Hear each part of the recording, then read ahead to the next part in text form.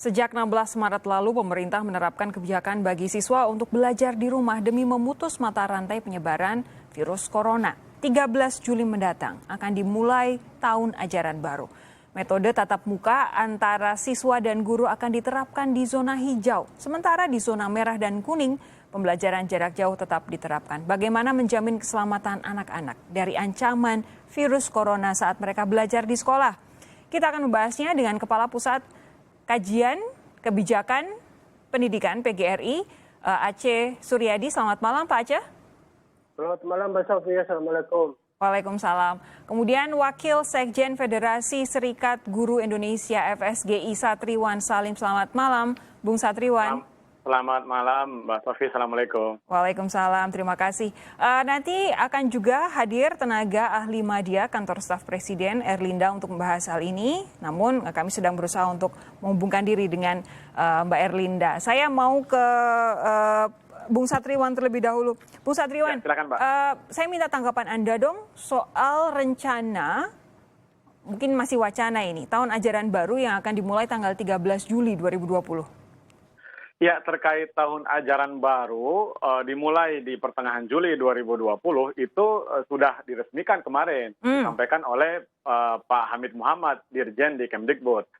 Nah, perihal memulai sekolah kembali, ini hal yang berbeda, Mbak Sofi, itu harus dipahami. Okay. Jadi sikap FSGI seperti yang kami sampaikan ke kawan-kawan media rilis kemarin, bahwa tahun ajaran baru kita sudah mulai di pertengahan Juli seperti biasa ya 2020 ini. Tetapi karena keadaannya sekarang krisis, data dari IDAI menunjukkan 3.324 anak-anak itu statusnya PDP, kemudian 584 itu positif, ya kan, kemudian yang status PDP tadi meninggal 129 anak, kemudian 14 anak meninggal positif corona. Nah, ini kan angka yang sangat besar gitu. Jadi tujuannya adalah agar anak-anak terlindungi kesehatannya, keamanannya, begitu juga guru, ya kan, begitu juga warga sekolah. Mbak Sofi dan kawan-kawan semua harus dipahami bahwa satu hari di satu sekolah itu misalnya ambil SMP, ya kan, atau SMA. Kebetulan saya guru SMA. Nah, satu sekolah itu bisa hadir anak-anak kita sampai 700 anak, ya kan, sampai 800 bahkan. Kemudian gurunya, belum lagi ditambah tenaga kependidikan. Ditambah juga orang tua, ya kan, di sekolah-sekolah tertentu orang tua mengantarkan anak. Belum lagi warga sekolah lainnya atau tamu. Ada 1.000 orang yang hadir setiap hari di sekolah itu. Bayangkan kalau satu mereka terdampak lalu mempengaruhi yang lain, bayangkan apa yang akan terjadi. Sekolah atau madrasah akan menjadi klaster terbaru kan. Nah, oleh karena itu demi keamanan, demi keselamatan anak, guru, ya kan, kemudian warga sekolah lainnya atau orang tua, maka kita mengusulkan agar PJJ-nya, pembelajaran jarak jauhnya, diperpanjang.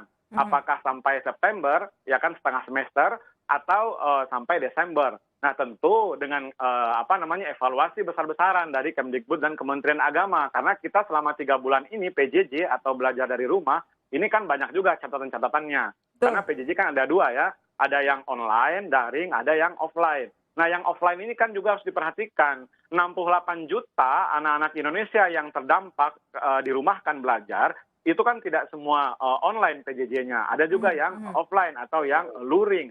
Guru-guru datang ke rumah. Misalnya kawan-kawan kami dari Bima itu atau dari Garut justru datang ke rumah.